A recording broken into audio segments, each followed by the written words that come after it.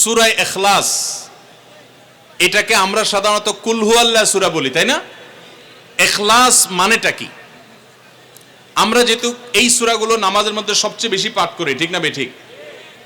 এই সূরাগুলো অর্থাৎ শেষের দিককার সূরাগুলো আমরা যেহেতু বেশি নামাজের মধ্যে পাঠ করি, এই সূরাগুলোর অর্থ যদি আমি জানি, ব্যাখ্যা যদি আমি জানি, তাহলে নামাজের মধ্যে মনোযোগ ধরে রাখা সহজ হবে। কারণ আপনি মুখে কি পড়তেছেন আপনি নিজে অর্থ বুঝেন না, মন্ত্রের মতো পাঠ করতেছেন, যদিও না বুঝে পড়লেও আপনি সওয়াব পাবেন, কিন্তু না বুঝে পড়লে তো আর এই কোরআনে আল্লাহ কি বলেছে এটা আপনি জানতে পারবেন না, না জানলে সে অনুযায়ী আপনি আমলও করতে পারবেন না। এজন্য আমাদেরকে বুঝতে হবে। এজন্য সূরা ইখলাস সম্পর্কে আমরা জানি, ইখলাস এই সূরার নাম হলো সূরাতুল ইখলাস বা ইখলাসের সূরা। ইখলাস শব্দের একটা অর্থ হলো পিওর করা, খাঁটি করা।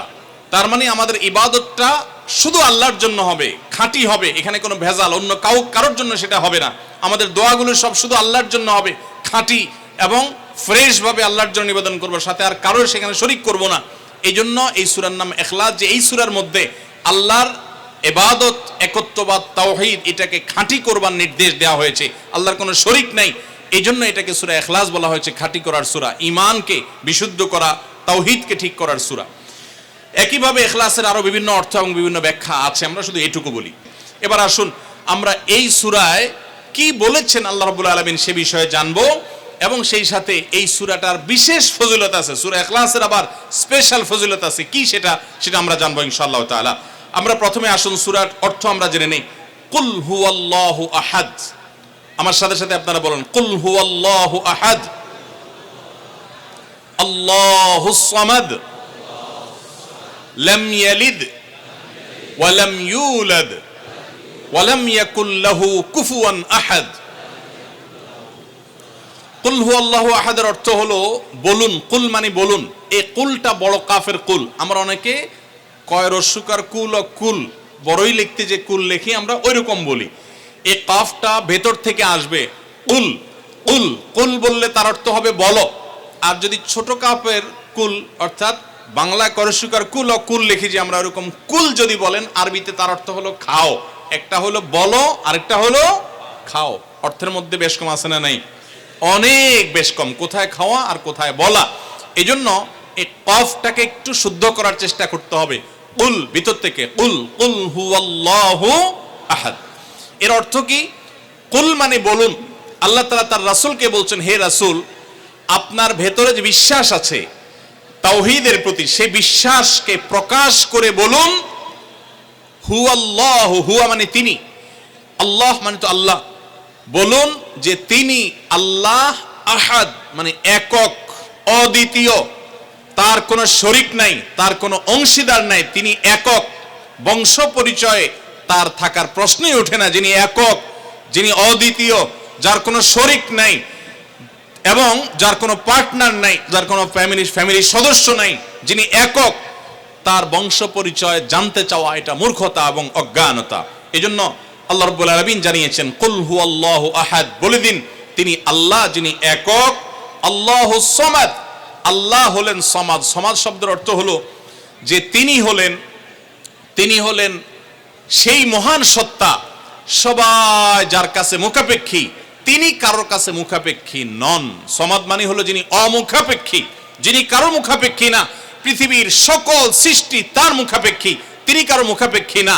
যেহেতু তিনি কারোর মুখাপেক্ষী না, অতএব তার বাপেরও প্রয়োজন নাই, তার মায়েরও প্রয়োজন নাই, তার সন্তানের প্রয়োজন নাই, বন্ধুর প্রয়োজন নেই, তার কারোর কোনো প্রয়োজন নেই। সবার তাকে প্রয়োজন, কিন্তু তিনি কারোর কাছে মুখাপেক্ষী নন। আল্লাহুস সামাদ। লাম ইয়ালিদ ওয়া লাম ইউলাদ, যেহেতু তিনি কারো মুখাপেক্ষী নন, এজন্য তিনি কাউকে জন্ম দেননি। ওয়া লাম ইউলাদ, এবং তাকেও কেউ জন্ম দেয়নি। যেহেতু তিনি কারো মুখাপেক্ষী না, এজন্য তার বাপমারও প্রয়োজন নাই। আমরা দুনিয়াতে আসার জন্য বাপমার মুখাপেক্ষী, বাপমা ছাড়া আসতে পারে না। যেহেতু আল্লাহ কারো মুখাপেক্ষী নন, এই জন্য তার কোনো জন্মদাতার প্রয়োজন হয়নি।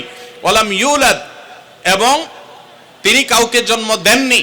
কারণ আমাদের সন্তান সন্ততি জন্ম দিতে হয় আমাদের প্রয়োজনে, কারণ আমার বংশধারা ধরে রাখতে হবে, আমার নামটা ধরে রাখতে হবে, আমার সম্পদ রক্ষণাবেক্ষণ করতে হবে, বৃদ্ধকালে আমাকে দেখাশোনা করতে হবে। এইসব কারণে আমাদের সন্তানের প্রয়োজন হয়। আল্লাহ তাআলা যেহেতু মুখাপেক্ষী নন কোনো কিছুর প্রতি, এই জন্য তার কাউকে জন্ম দিয়ে তার বংশটিকে রাখারও প্রয়োজন নাই, আবার তাকে কেউ জন্ম দেওয়ারও প্রয়োজন নাই। ওয়ালাম ইয়াকুল্লাহু কুফুয়ান আহাদ, আর তার কোনো সমকক্ষ নাই, তার সমান কেউ নাই, তার সাথে কোন প্রকার সাদৃশ্য হতে পারে এমন আর কেউ নাই। তিনি অদ্বিতীয়, তিনি একক। এই ছোট ছোট 4টি সূরায় আল্লাহ তাআলার 3টি গুণবাচক নাম আল্লাহ উল্লেখ করেছেন। আল্লাহর মূল নাম যেটা সেটা উল্লেখ করেছেন আল্লাহ, তার জাতে পাকের নাম, আর এর পাশাপাশি আরো 2টি গুণবাচক নাম উল্লেখ করেছেন। এক হলো আহাদ মানে একক, এটা আল্লাহর গুণবাচক নাম, আর একটা হলো সমাদ, এটাও আল্লাহর গুণবাচক নাম। এই নামগুলো আল্লাহ তাআলা উল্লেখ করেছেন। এই যে সূরাটা, সূরা ইখলাস আমরা জানলাম, এর অর্থ আমরা শুনলাম। এই সূরার ফজিলত কি?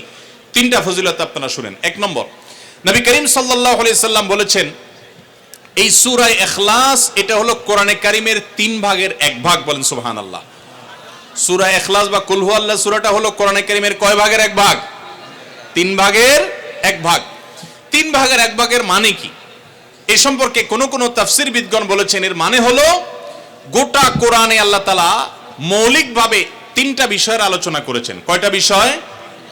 এই পুরো কোরআন জুড়ে আল্লাহ তাআলা আলোচনা করেছেন কয়টা বিষয়ে? 3টা বিষয়। নাম্বার 1 তাওহীদ, একত্ববাদ, ঈমান সম্পর্কে। নাম্বার 2 আখবার, বিভিন্ন জাতি গোষ্ঠীর ইতিহাস আল্লাহ এখানে আলোচনা করেছেন। নাম্বার 3 এই কোরআন আল্লাহ তাআলা আলোচনা করেছেন আহকাম বা বিধিবিধান। ঈমানটা মানুষের, বিশ্বাসটা মানুষের সবচেয়ে গুরুত্বপূর্ণ। বিশ্বাস মানুষকে পরিচালনা করার জন্য কোরআনে এটার আলোচনা সবচেয়ে বেশি। এরপর ইতিহাসের আলোচনা মানুষের অনেক বেশি প্রয়োজন শিক্ষা গ্রহণ করবার জন্য পূর্বের ঘটনাবলী থেকে, সেজন্য সেগুলোও আছে। আর 3 নম্বর বিধিবিধান, মানুষ কিভাবে চললে কোন দিকে গেলে লাভ হবে, কোথায় গেলে ক্ষতি হবে, সে হালাল হারামের বিবরণ কোরআনে আছে। 3টা বিষয়ের আলোচনার মধ্যে একটা হলো তাওহীদ বা ঈমান। এই সূরা ইখলাস এমন একটা সূরা কোরআনের, এই একটা সূরাতে পুরা সূরার 4টা আয়াতের সবগুলো আয়াতে শুধু ঈমান সম্পর্কে, শুধু আল্লাহর জাত সম্পর্কে বলা আছে। বলেন সুবহানাল্লাহ। ভাইরা আমার, এই সূরা ইখলাস বা সূরা কুল হুয়াল্লাহ এটা কোরআনে কারীমের 3 ভাগের 1 ভাগ। এটার একটা ব্যাখ্যা। আরেকটা ব্যাখ্যা হলো কোরআনে কারীম যদি কেউ পুরাটা পড়তে পারে যে পরিমাণ সওয়াব সে লাভ করবে। শুধু কুল হুয়াল্লাহ সূরা যদি একবার পাঠ করে, কয়বার? একবার যদি পাঠ করে, কোরআনে কারীমের 3 ভাগের 1 ভাগ তেলাওয়াত করার সওয়াব আল্লাহ তাআলা ওই ব্যক্তিকে দান করেন। তাহলে যদি কেউ 3 বার পাঠ করে, তাহলে এখান থেকে বোঝা যায় যে আল্লাহ তাআলা তাকে পুরা কোরআন একবার তেলাওয়াতের সওয়াব দান করবেন। পুরা কোরআন কষ্ট করে তেলাওয়াত করলে সেটার যে মর্যাদা হবে সেটা অবশ্যই ভিন্নতর। কিন্তু 3 কুল সূরা ইখলাস এটাকে 3 বার পাঠ করলে আল্লাহ রাব্বুল আলামিন কোরআনে কারীমের পূর্ণাঙ্গ কোরআন তেলাওয়াতের সওয়াব পাবেন বলে অনেক উলামা ইকরাম, মুহাদ্দিসিন ইকরাম বলেছেন এই হাদিসের আলোকে। এটা হলো এর দ্বিতীয় ফজিলত।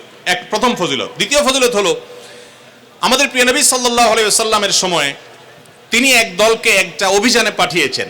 তাদের মধ্যে যিনি ইমাম সাহেব ছিলেন, ওই আল্লাহর বান্দা প্রত্যেক নামাজের মধ্যে যে কোনো সূরা পড়তেন, যে কোনো কেরাত পড়তেন, শেষে সূরা ইখলাসটা অবশ্যই পাঠ করে তারপর রুকুতে যাইতেন।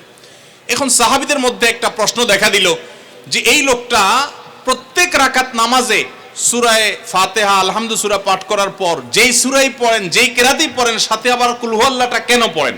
আমরা তো নবী সাল্লাল্লাহু আলাইহি ওয়াসাল্লাম কিরকম করতে দেখি নাই। তখন সাহাবীরা এসে নবী সাল্লাল্লাহু আলাইহি ওয়াসাল্লামকে জিজ্ঞাসা করলেন, ইয়া রাসূলুল্লাহ, আমাদের ইমাম সাহেব যাকে আমাদের সাথে আপনি দিয়েছেন, যিনি আমাদের সাথে আছেন, এই ব্যক্তি প্রত্যেক রাকাতে অন্য যা পড়ুক আর না পড়ুক এই কুল হুয়াল্লাহ সূরাটা উনি পড়েই পড়ে, এটা উনি ছাড়ে না, এর কারণটা কি? তখন নবী সাল্লাল্লাহু আলাইহি ওয়াসাল্লাম জিজ্ঞাসা করলেন ওই ব্যক্তিকে যে তুমি কেন এই সূরা পাঠ করো? অবশ্যই অবধারিতভাবে সূরা ফাতিহা না প্রত্যেক রাকাতে ফিক্সড, অন্য কোন সূরা তো ফিক্সড না, তুমি অন্য যাই পড়ো সাথে প্রত্যেক রাকাতে কুল হুয়াল্লাহ দিয়ে শেষ করে তারপর রুকুতে যাও কেন? তখন সে সাহাবী বলেন, ইয়া রাসূলুল্লাহ, আমি কেন পড়ি? কারণ কোরআনে কারীমে এই একটা সূরা, সূরা ইখলাস বা কুল হুয়াল্লাহ সূরাটা একমাত্র সূরা যেই সূরার শুরু থেকে শেষ পর্যন্ত সবগুলো আয়াতে শুধু আমার আল্লাহর কথা বলা আছে। কোরআনের অন্য কোন সূরা এমন নাই যেই সূরার শুরু থেকে শেষ পর্যন্ত পুরো সাবজেক্ট আগা টু গোড়া পর্যন্ত সবগুলো বিষয়, সবগুলো আয়াতে শুধুমাত্র আল্লাহর পরিচয় দেওয়া হয়েছে এমন আরেকটা সূরা নেই।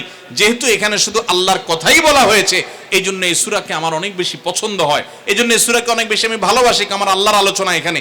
অন্যান্য সূরাতে কোথাও ইতিহাস, কোথাও হালাল হারাম, কোথাও বিধিবিধান, কোথাও অন্যান্য আলোচনা আছে, কিন্তু এই সূরায় শুধু আমার আল্লাহর কথা বলা আছে। এই জন্য আল্লাহর মহব্বতে এই সূরাকে আমি অনেক ভালোবাসি, কুল হুয়াল্লাহ সূরাকে। নবী করিম সাল্লাল্লাহু আলাইহি ওয়াসাল্লাম তখন বলেছেন, তোমার এই ভালোবাসার কারণে আমার কাছে ওহী আল্লাহ পাঠিয়েছেন যে আল্লাহ তাআলা তোমাকে স্পেশালি ভালোবাসেন। এবং অন্য বর্ণনায় আসছে নবী সাল্লাল্লাহু আলাইহি সাল্লাম বলেছেন হুব্বুকা ইয়্যাহা ইউদখিলুকাল জান্নাহ, তুমি এই সূরাকে যে ভালোবাসো, এই ভালোবাসার কারণে আল্লাহ তাআলা তোমাকে জান্নাতে প্রবেশ করাবেন, সে ওয়াদা করেছে। অতএব ভাইরা আমার, সূরা ইখলাস বা কুল হুয়াল্লাহ সূরাকে স্পেশালি আমরা মহব্বত করব, ঠিক আছে না ইনশাআল্লাহ? এই সাহাবীর পাশাপাশি মদিনায় আরেক সাহাবী, তিনিও ইমামতি করতেন এবং ইমাম হিসাবে দায়িত্ব প্রাপ্ত ছিলেন নবী সাল্লাল্লাহু আলাইহি ওয়াসাল্লাম তরফ থেকে, তিনিও একই কাজ করতেন। তার ব্যাপারে নবী সাল্লাল্লাহু আলাইহি সাল্লামের একই রকমের জবাব দেওয়ার কথা আমরা হাদিস থেকে জানতে পারি। সেখান থেকে সূরা ইখলাসের মর্যাদা বোঝা যায়।